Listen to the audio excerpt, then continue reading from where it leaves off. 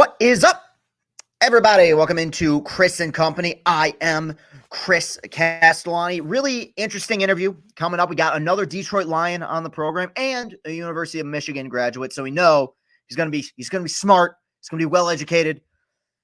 Comes from a university that I never even attempted to get into, but you know what? You get my point. I root for Michigan. Graham Glasgow will be joining Chris and Company today. Really excited about that. We're looking forward to talking to him. Before we get to that interview, though, just want to go through kind of the basics. As always, you can find this show on Apple Podcasts, on Spotify, on Google Play. If you're watching this on YouTube, hit that like button, hit that subscribe button. Let's get those watch hours up. Your support means the world. I really am proud of the product that we're putting out right now. As far as scheduling is concerned, look, the 2 interviews a week was something that I was doing, and Austin was a huge part of this as well while I was still working at Barstool. But that is something that, quite frankly, it's just not sustainable right now. And to me, especially with the kind of creative freedom that I have at this current time in my life, I would prefer quality over quantity. So we're going to try to do 1 interview a week.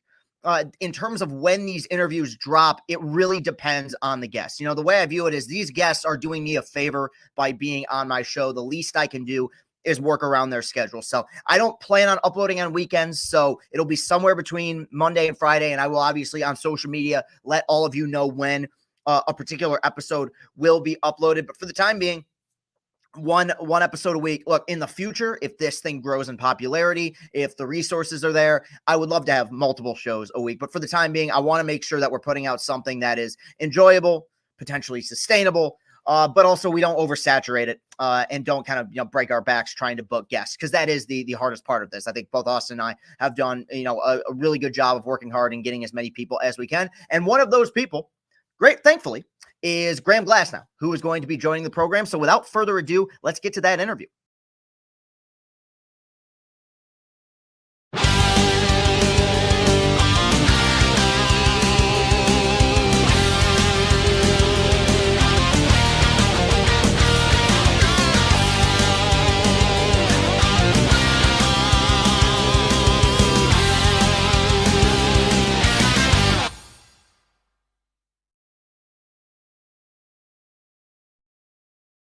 Chris and Company, episode 14. The show goes on. Today we are joined by the second Detroit Lion to join the program. And is this our first U of M grad? I'd have to go back through the list, but I think it may be. So you're breaking new ground here, Graham. I appreciate it. Graham Glasgow of the Detroit Lions joins the program today. Graham, how you doing? I'm doing well. How are you, Chris? I'm doing well. I really appreciate you doing this. You're the second Lion that we've interviewed after Kirby Joseph, who was on here a few weeks ago. Well, first off, I want to say congratulations on the new contract. Thank you. Yeah, continuing to be a part of the Lions organization. We'll do a dive into what kind of led to that decision here in a little bit. But I kind of wanted to start to your earlier days. You're from Illinois, but for people who might not be familiar, your family is it's Amazing Blue family. Was it, in terms of your college selection, was Michigan always at the top of your list? Honestly, it was between Michigan and Ohio State and Minnesota. Wow. And I was a preferred walk-on. So I mean, it wasn't really like Ohio State had a scholarship offer to me and Michigan didn't, or Minnesota did and the other 2 didn't. But for me, I actually was committed to Ohio State at first. I always tell the story. I went out and took an official visit to Ohio State. Everybody was super nice. I got to go check out all this really, really cool stuff. And then I came out to Michigan on an unofficial visit. It was a Tuesday. It might have been like February 2nd or something. Back in it was not a fun visit. It was extremely cold, and there really wasn't like much going on. It was just like, what I mean? It's just kind of like a normal school day. So I wasn't really blown away. So I was going to go to Ohio State instead. And then when all the stuff happened with with Jim Tressel, where he had to resign because of the tattoo stuff, I didn't want to be a leftover walk-on for a new coach, which would have then been Urban Meyer. So I ended up changing my mind. I was supposed to go to Ohio State, it might have been June 14th or something. And I changed my mind on June 1st. And then I reached out to the Michigan people and said, "Hey, can you guys get me in?" And they were like, "Yeah, sure, we'll get you." And then like I got in 2 days, and then like 2.5 weeks later, I was on Michigan's campus as a student. Wow, wow. So that was a quick turnaround then, obviously. For yeah, looking back on it, I mean, one of the better decisions you've made in your opinion with your life. No, yeah, everything worked out great. I Yeah. mean, no, it was awesome. I had an awesome time at Michigan. Mhm. Um, I think that how everything worked out with me being able to play, and earn a scholarship and go from there. I mean, and also be able to get an awesome education worked out. How far along were you in terms of your eligibility when you finally got a scholarship? I was going to my third season, so I was going to be a redshirt sophomore. So my first year I was redshirt, I didn't play. Second year I was a redshirt freshman. I played a little bit every now and again, and then my third year I was about to start starting, and then they gave me a scholarship. It's a pretty remarkable story, especially at Michigan, where there's so much depth at every position. To work your way up just to get playing time is Hmm. difficult. I saw that you graduated economics major. Am I correct on that? Yep, yes sir. What made you choose that to be your major? I applied to be in the business school and they didn't want me. My grades weren't good enough, so I picked the next closest thing. Uh, it was hard. It was not fun, but it all worked out. So. Yeah, you got through it. And, one thing that I find interesting about you and kind of where you fit into Michigan football's legacy is that you dipped your toes in both ponds. You played for both Hoke and you played the first year under Harbaugh. Completely different regimes. While it was very early in the Harbaugh era, you only played that first year that he was there in 15. Just between the two of them, what were kind of the stark differences that you noticed between those two coaches and those two regimes? I feel like you can have like I would say that you could have the way that I kind of viewed it like back in the day was like it was like a good cop bad cop type of thing Hmm. under Hoke's regime.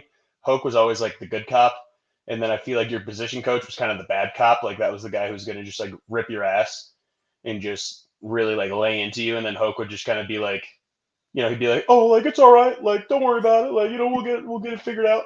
And then when Harbaugh came around, I feel like it wasn't like that dynamic at all. I feel like it was just like we're here to coach football, we're here to play football, and I feel like Hoke was a little bit more of like a figurehead of the program. I feel like he didn't really dip his toes much into scheme or anything. Like he would coach up the D line a little bit because that's what he's familiar with. That's what he played.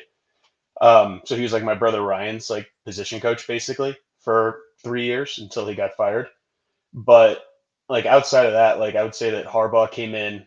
He brought in like a bunch of like really really good talented coaches who knew football. They wanted to teach you football, and it really just I feel like helped a lot of guys figure out the big picture more than just like what you're looking at in front of you, which helped out the team a lot. There was a clear like change, at least in terms of just overall. I mean, to say the culture, I don't know if that's a great way to put it, but obviously in 2014, you're a 5-win team. The next season, you come into the season unranked, you end up winning 10 games, winning your bowl game. How early into that campaign, whether even if it was just in the spring, but before the season, but how early into that process did you feel like that was going to be a team that could probably overachieve relative to expectation? Um, I mean, I thought that we had a lot of good players. I that Yeah. was like one of my things. I thought that Hoke was actually a pretty good recruiter Yeah. in a lot of senses. I thought that he was able to bring in a lot of good players. I just don't know if we were able to always put those players in a position to go out there and make plays or stuff like that. But when Harbaugh came around, I feel like he did a really good job of putting those guys out there in positions to succeed. And some of that also could have been, I mean, guys were starting to get a little bit more experienced. I know at one point in time under Hoke, towards the end of that, or towards the end of his time there, a lot of guys who were actually like getting minutes were a little bit younger. Mhm. Um, and so yeah, I think it could have been that, could have been experience, but at the same time, I think I kind of mentioned it earlier. Harbaugh came in and everything was about the work. It was all about the process. Like we would have spring ball, and I have to give it up to the coaches. They were out there we would have like, I don't know if you had heard about this, but it was like the 4 hour practices, the 4 hour Yeah. spring ball practices. And they would break it up into like two different groups. So like the young guys would go out for 2 hours by themselves, just do individual. and stuff like that. And then everybody would meet outside for 2 hours, practice together for team, and then they'd go inside. We do another 2 hours worth of stuff. So for the coaches, it was really 6 hours of work of Yeah. being on their feet like every other day. And in that sense, like I feel like it was, you could tell like right away, like, and it wasn't for some people. Some people left. They're like they didn't want it. And but for the people who stayed, I feel like it was more like, if you're going to be here, you're going to work, and we're going to be good. We're going to win games, and that's what it was about. Yeah, and even in the early part of his tenure, and even before he got to Michigan, there's such a polarization to Jim Harbaugh. Everyone kind of has their opinion on him. As somebody who played, that 1 year under him, what do you think is something that maybe people might get wrong about his coaching style or his personality? Something that I find about Coach Harbaugh that is like, I wouldn't say it's extremely different compared to some coaches, but something that's like very endearing to me because I was a former walk-on is how fair he is.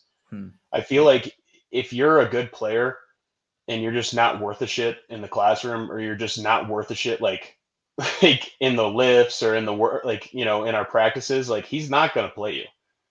And I feel like in some regards that also, as you said, like we talked about culture a little bit earlier, you asked a question about culture. I feel like that kind of sets a tone for what you're doing and what you're looking for.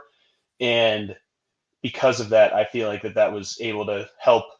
That first year we were able to win more games, and then down the line, I mean, he ended up winning a national championship, winning 3 Big Ten championships back back to back to back. So in that regard, I feel like how fair he was, how passionate he was about football in general, it's amazing. Like, you know what I mean? You can't really find that.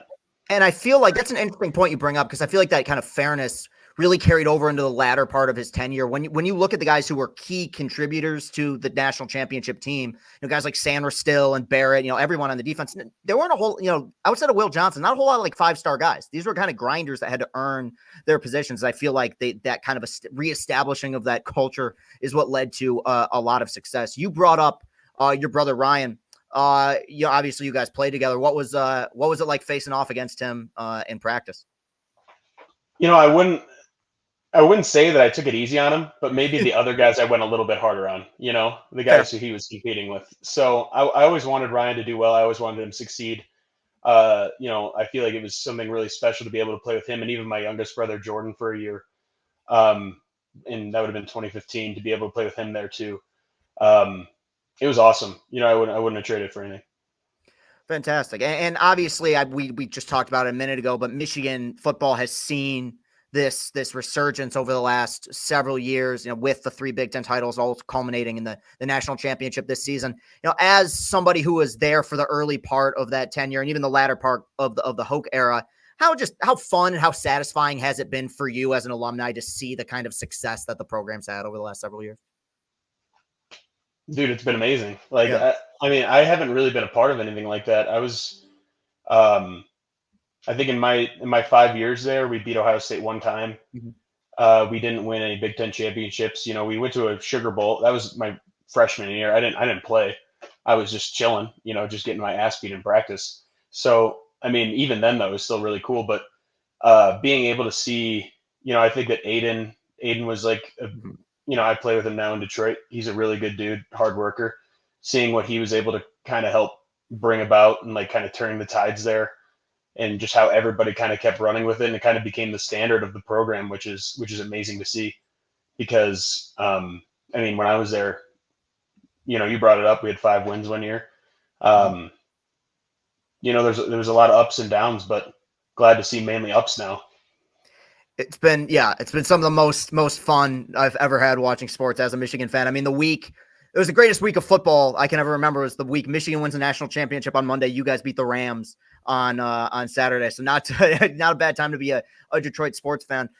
This is your second stint with the Lions, but you spent a few years in Denver with the Broncos. And it seems like over the last several years, like Russell Wilson has developed this like almost mythical reputation amongst certain people. And I'm just curious, as somebody who played with him, not to get too, inside baseball, but what was your experience working with Russell? Because it seems like everyone kind of has their opinion of him at this point. I found that he was always about I mean, we talked about it earlier. Kind of, he was always about the work. He was always trying to put the work in. I feel like the thing about him that you had to get used to was just he was a little bit of like a different dude, and like that's fine. Like you interact with different guys all the time. Mhm. There's a lot of guys in a locker room. Some guys like maybe not the exact same as another guy that you're used to, but um, I found that he really did care about winning. He really did want to win, and he was a really nice guy. But I mean, at times there's just times where things didn't work out, and it was hard. Yeah. It was hard at times, especially I mean in a situation where you think the expectations are high when he got brought in, and then like everybody's thinking that because the past 2 seasons before that, right? Like you get a Pro Bowl quarterback getting traded or getting signed to another team, they win the Super Bowl. Right. It happened with Brady. It happened with Stafford, and you're thinking, oh, that could be us, I guess. And then you win 5 games, and it's not fun. It was not fun. Yeah, it went sideways quick too. I mean, Hackett gets fired before the season is even over, and that was a weird one because I liked that move when they made it. I always liked Russell Wilson. Like I liked him at Wisconsin. I liked him, when he was with Seattle. So I was surprised that things went as sideways as it did at the end of that season. At the end of the 22 season, you're released by the Broncos. You find your way back on the Lions. Did you find yourself playing with more of a chip on your shoulder last season after being released, or was it easy to kind of move on to the next phase of your career? I was so ready to move on. I was good to go. I Yeah. Okay. mean, I did want to play. Like I wanted to play good football, and I found that it was easy to play good football in Detroit. I feel like the scheme was really good, and I found that a lot of stuff we did was on time. Like we got the ball out on time. A lot of stuff we did like was, I wouldn't say it was like all schemed up, but like it didn't really seem like we were trying to like make big plays. It just kind of came throughout the flow of the game, and I mean, we had a lot of talented running backs too. That makes the job easy. Not easy, makes it easier maybe. Mhm. But I mean, I thought it was everything. The stars kind of aligned, and I was super happy with how things went. So I wanted to come back. And you bring up the scheme, and I'm glad you did, because I think one of the big reasons why that scheme was so successful was you guys, was the offensive line. I mean, I've been watching Lions football for 20 years. That's the best Lions offensive line that I can remember, the most efficient, and obviously with Montgomery and Gibbs being back there, the running backs does help things quite a bit. But you guys ran the ball as effectively last year as I've ever seen in Detroit.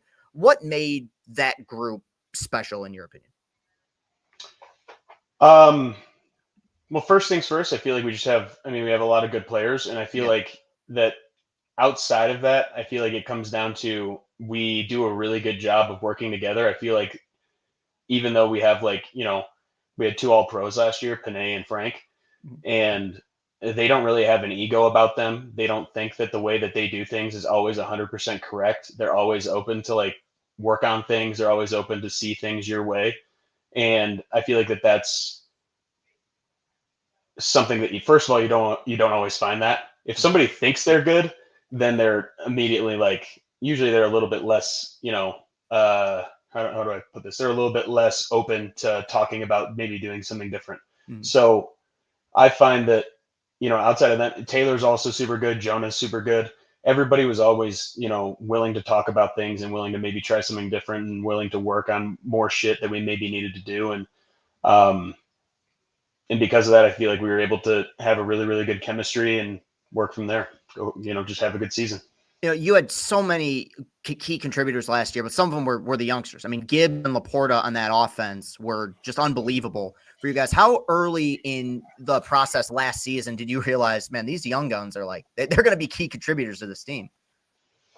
I feel like with Laporta, you were able to see that like what he did in practice, like it wasn't always right, but like it seemed like he was like able to make a play, Mm-hmm. and like how well he was able to track the ball and catch the ball was something that I hadn't really seen. Something that he ended up getting a little bit better at throughout the season, I feel like, was his run blocking. Because like in camp, it's really hard to go out there as I don't know how old he is, but like 22-year-old, I'm not sure, but go out there as a 22-year-old and you're going against a defensive end who's maybe like 28, been in the league for 7 years, and just like knows how to play. You know what I'm saying? Like you're not going against the defensive end from Rutgers this week. You're not going against the defensive end from Minnesota. Like, while you can go out there and catch balls and be able to do it, that's awesome. But if you play a position like tight end, you got to be able to do both. You got to be able to do both. So seeing how well he was able to kind of adapt in that regard, just from the beginning of the season to the end, was awesome. And then in regards to Gibbs, I feel like we saw like little flashes in camp, but we didn't see like. I feel like you didn't see everything. You know what I mean? Like, he's able to kind of do it all. He's able to catch the ball. He's able to make guys miss. He's able to run it between the tackles. He's able to run it outside. And I feel like I honestly didn't. I noticed every now and again, but the Chiefs game was the first like instance where I was like, every time this guy touches the ball, it's sweet. Like, he's super good. So that was. I would say probably around the Chiefs game was the first time where I like really, really took notice of Jameer and was like, okay, like we're going to be cooking. Yeah. And I mean, they even kind of kept him under wraps for a while for the first 4 or 5 games. I remember the Raiders game on Monday night. He just went off. He was incredible. I'm like, man, this guy's, that was a solid pick. One really interesting thing about you, I brought up that you played for both Hoke and Harbaugh at Michigan, but you played under 2 different tenures in Detroit. And you're one of the few, maybe the only one who's played with both Matthew Stafford in Detroit and Jared Goff in Detroit. I'm just curious, what are the dynamics that you see that kind of separate the two of them, or what are the differences that you see between having played with both of them now? I find that they're both like pretty similar, actually, in a lot of ways. I feel like Stafford might have. How about I just talk about Jared first? I feel like what Jared does is he's like very good at like knowing our game plan. So is Stafford, but he's very good at knowing the game plan. He's very good at knowing where he needs to go with the ball. And I feel like he's overall just like a really, really good, like solidifying force of the offense. Like, he's very good at like calming everybody down, keeping everybody level, never too high, never too low. Stafford, I would say, was a little bit more of like a pump up type of guy, like, like a let's fucking go type of guy.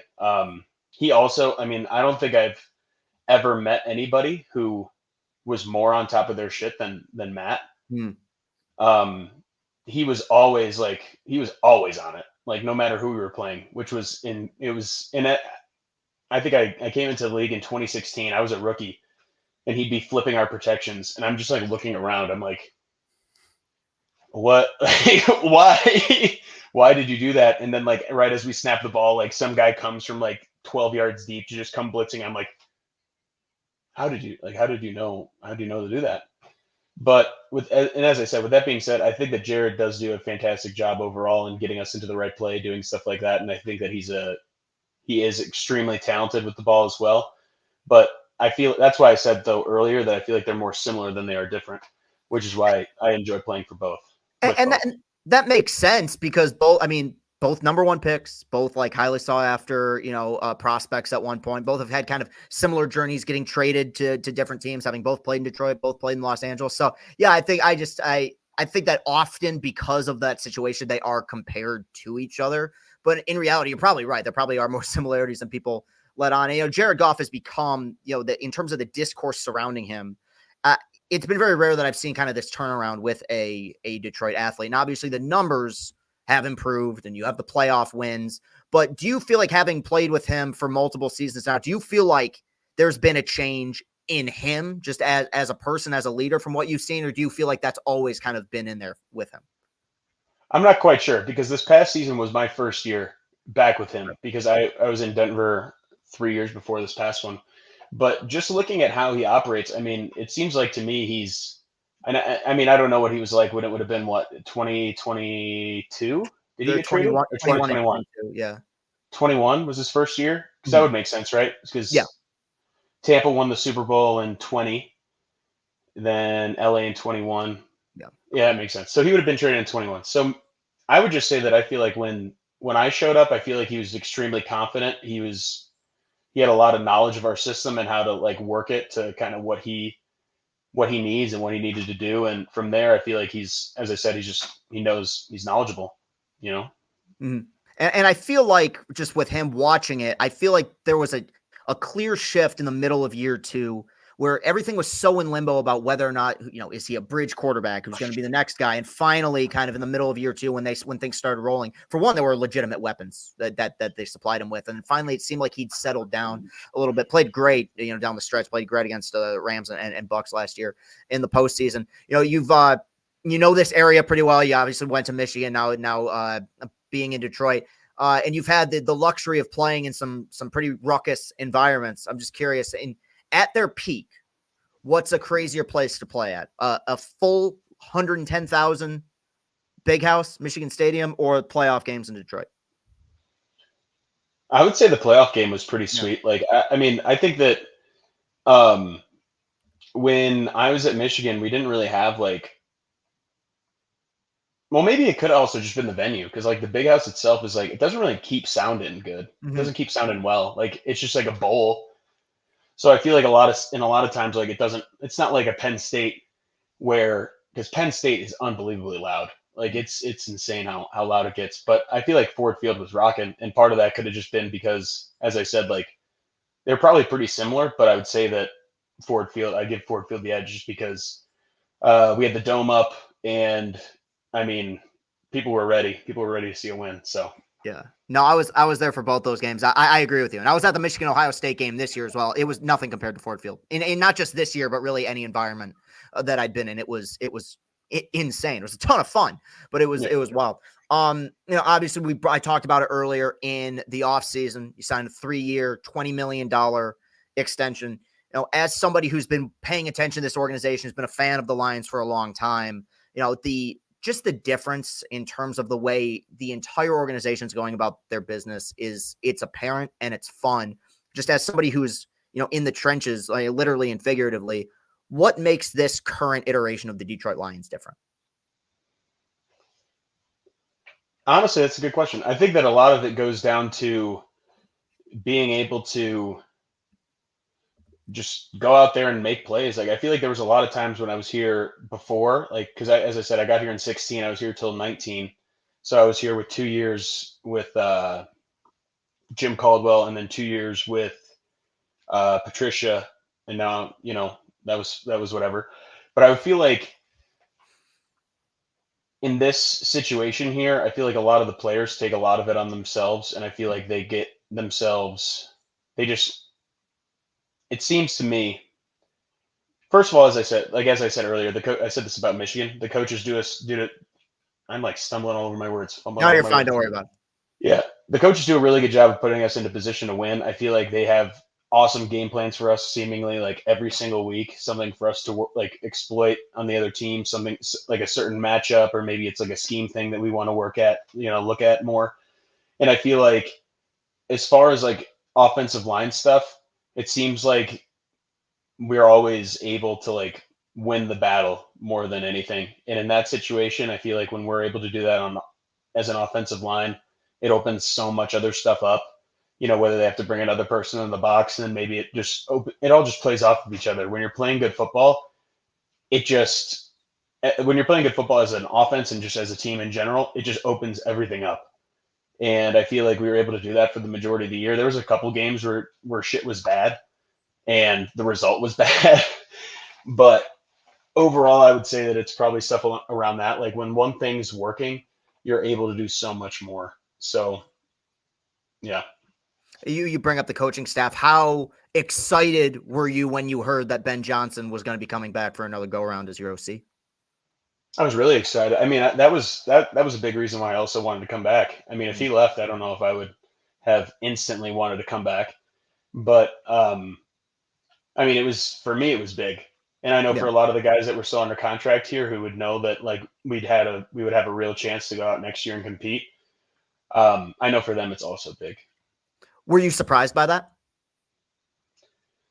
Yes and no. I feel like when things kind of went the way that it did in the NFC Championship game, I feel like when I talked to him, I guess it would have been like the day after the game. You could kind of tell that I don't know if he really wanted to leave.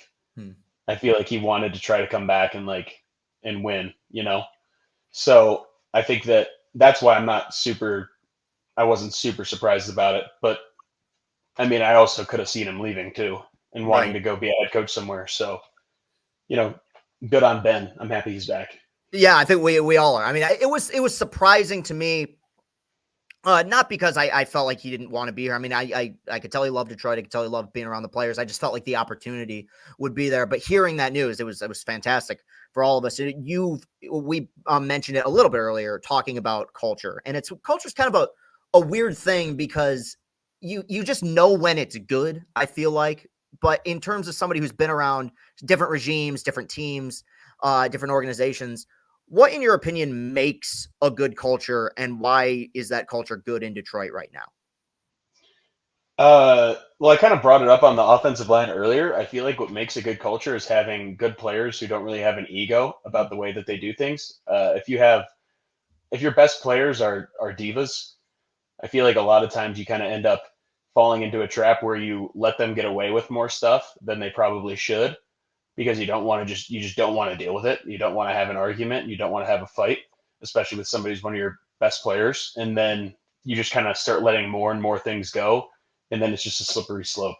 So from that aspect, I feel like everybody in Detroit is open to being coached. Nobody's above what, you know, what somebody's telling you you could work on, what somebody's telling you that like maybe you should look at things differently. And because of that, I feel like that's something that we have as an edge over maybe some other teams. For sure. It seems like with Dan Campbell and Brad Holmes as well, like communication is really good there as well. I was talking Mm-hmm. with AJ Hench of the Tigers about that. We're just it seems like there's everyone's kind of in sync and on the same page. And I think a part of that is, like you brought up, there's not a ton of egos, which is great. When you get signed your extension in your press conference, you had a quote where you said the prospect of us being a better team than we were last year is really good. Last season, amazing run. Win the North. You make it to the NFC Championship. Just in your eyes, what are the things that the minor things that might need to be improved in order for this team to be the last team standing next season? Um, I mean, I feel like you could always say consistency, right? I mean, like I feel like in some points we on offense we would always have some explosive drives where we'd go get a lot of points. Maybe it happened over like a half or a quarter, but being able to go into maybe the second half and be able to go out there drag out some possessions, maybe be able to just keep moving the ball down the field a little bit more often. Because as things like change, like if you're having success, the defense is just going to start throwing different stuff at you. Just see what sticks. Just throw shit on the wall, see what sticks. Um, and just being able to handle that a little bit better next year, I think we will, is going to be huge. And then just on the defensive side of the ball, just being able to get maybe a little bit more timely stops. And I mean, getting a timely stop is not, it's not.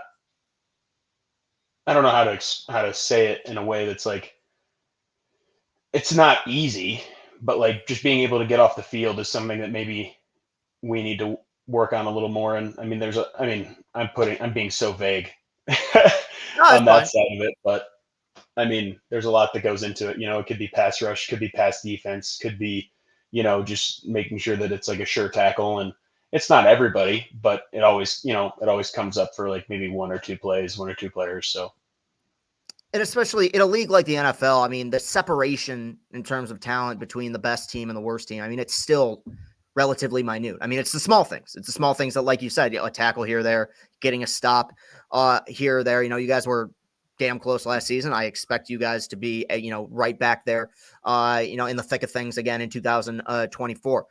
Just some personal thing that I read about you is that in 2022, you became part owner of Limitless, which is an esports organization. Could you talk about that if you could? How did that come about, and what led to that decision? I feel like it might actually happen in like 21, but I don't know. I'm really into just video games in general. I love watching like some esports stuff. Hmm. So when that opportunity came up, I was like, yeah, sure, let's do it. And we have a Rocket League team. I think our logo just got put into the game actually. It would have been maybe like a couple months back. And we have a CS2 team right now, and they're doing all right. They're doing well. They're kind of picking up, but our Rocket League team is good. What was the game system what was your system in your house growing up that you played? When I was young, we used to just play computer games. I had like an older neighbor next to me. His name was Greg. Shout out Greg. Um, we would go over to his house, and he had like four old ass like box computers. You know what I'm talking about? Like the Yeah, yeah. screens that were like from like I would say they were like this would have been 2002 to like 2006. We would go over to his house every day and play Counter Strike 1.6 on the PC, and it was so much fun. It was a really really great time. And then after that, I just started playing some PlayStation when I like got off to high school, and then I found out none of my friends have a PlayStation, so I went and we ended up getting an Xbox so I could play with them. And I played Xbox up until basically I was like done in Detroit my first time. Then I got a computer and just started playing more computer games again. Oh, everything kind of came a full circle in that aspect. Were Yeah, you? yeah. Did you play a lot of sports games growing up? No, not really. It was Hmm. basically just like first person shooter games. My guy Greg just kind of got me hooked on it, and I just kind of played mainly just shooters. But I actually did like playing NHL in college. That was always a really fun game Same. to play. Yeah, NHL 12 for some reason that was our game of choice. And then we also played a lot of like Mario Golf for the N64. We would use that as like a drinking game, so that was kind of fun. Yeah, But I was an N64 kid too. I was a Super Smash Brothers kid with my brother growing up. So yeah, you're speaking my we language. actually, yeah, I played Smash growing up too. I forgot to talk about that, but that was, N64 was, that would have been like back in like shit. I feel like I got a N64 when I might have been like 1998 or something, Mhm. 1997. I'm not even sure, but me and Taylor Lewan would play Super Smash Brothers all the time when he was in Ann Arbor. Um, and then he left, and then I got better than him, and he came back, and he was so mad. He was so mad. He can't stand being worse than somebody at something. Did you have a favorite character on Super Smash Brothers, or your go to that you would play with? Yeah, basically, if you wanted to win the game, like in our games that we play, you'd have to pick Ness. Really? Okay. Yeah, but I also really like to play as Pikachu. If I wanted to assert my dominance on Taylor, I would beat him as Pikachu, and then he'd get really mad. Uh, Because like Ness had go- this like Ness had this his like down air, like you'd be like his down A when he was in the air was just like a little like with his foot, it was a little kick, and it was so good. Like you were killing people with like 40 damage on them by doing a little down kick off of like Hyrule Castle or whatever. It was insane. So like I was so sick and tired of getting beat by him using Ness. I ended up learning how to play Ness and play it better than him. And then that's when he got mad. But we'll see. I We'll love it. see if we'll end up ever playing again. Yeah, you'll get a rematch in at some point. You brought him up. Taylor Lewan. Are you surprised the career that he's found in media over these last several years with him and Will doing the podcast? No, I'm not. It I it, mean, it fits his personality. he's always been able to talk. I mean, I feel like as long as I can remember, if somebody would come up and talk to him, like I'm not this type of guy. He is, and like props to him for this. But like he will not mind hunkering down for like a conversation, and it's not like he's like going through the motions either. He's actively listening. He's actively talking. He's thinking about stuff to say, and I mean, I could back in college, I could have definitely seen him being like podcasting wasn't really a thing. I feel like back then, Mhm. but like I could have seen him being like a media personality down the line. So it doesn't surprise me at all that him and Will have kind of found this pocket of fame and success in media. Yeah, no, they've done a great job. Only had the chance to meet Taylor one time. But it was in the New York offices for the Barstool Draft Show last year. But it was very nice. It was cool. It was cool to meet him. Last Mm, question for you. And I always like to ask, because I'm interested in people's personal journeys and people's growth, and so I always ask kind of a similar question to this. But now that you've gone through what you've gone through with your personal life and with the Lions, multiple organizations, having played for the Lions multiple times, just in life, what's the one thing that Graham Glasgow in 2024 knows that the Graham Glasgow at Michigan did not know? mm. Um,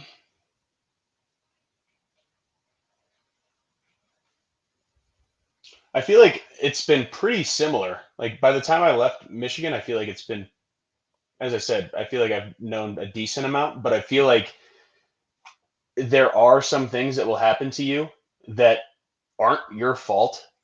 Like, and they're not good things. Like, you know what I mean? Like, you could get hurt, you can have anything kind of happen that will give you a lot of adversity that you'll have to overcome. And in some situations, hard work won't always like get it done. Sometimes you might just need like a change of scenery. And at that point in time, I feel like just moving on and making the most of your next opportunity is the best thing that you can do. Because like at Michigan, I was a walk on. I made it. I ended up playing. I got a scholarship. I never thought about transferring ever. And in some situations, I feel like it actually is better. Like if you know what I mean, it's almost like if you had a relationship with like a toxic girlfriend, right? Sometimes it's better to just shut the door on that chapter and move on to a different one. And I think that that's something that I probably didn't know back then that I do know now. So it's an important lesson to learn where, yeah, you bring it up. Sometimes it's just not your fault. Sometimes you're just in a situation where no matter how hard one side works or how hard the other side works, it's just not going to work out. And I think ultimately it's, you're a perfect reflection of that, where you found your way back to Detroit, where it seems like things are obviously going great. Now you got the extension. Look, it's been, as a fan, I just want to say it's been unbelievable seeing the way that, and not just you've grown, but the way that the Lions, team and organization has grown these last several years. It's been so much fun, man. So I just as a fan, thank you for being a part of that and continuing that, because this is, what I think was so exciting about last season is that it felt like the beginning, not the end of anything. So thank you so much for being a part of that. And thank you for coming on the show today, man. I hope you enjoyed it. yeah, no problem, Chris. It was blessed. Of course. Thank you, Graham. I appreciate it. All right, bye. You can find this podcast on Apple Podcasts, Spotify. You can find it on Google Play. But if you're watching this on YouTube and you want to know when these videos are uploaded, hit the like button, hit that subscribe button, and hit that little bell notification. That way you are notified every single freaking time I upload a video to the wonderful site that is YouTube. If you do that, then we cannot lose. All right. Onward forth, we will be back next week. Guests to be announced. I like keeping these things secret. We have not booked anybody yet, but when I do, I won't tell you. But I'll sure as hell tell you when we upload the episode. All right, I'm being a silly goose right now. Thank you so much to everybody for listening. I appreciate your support continually. Go Tigers, baby, and go Lions. Have a great rest of your day. Peace and happiness. Got another first down. We the Lions. We just got a touchdown. We the Lions. We just hit a field goal. We the Lions. We going to the Super Bowl. We the Lions.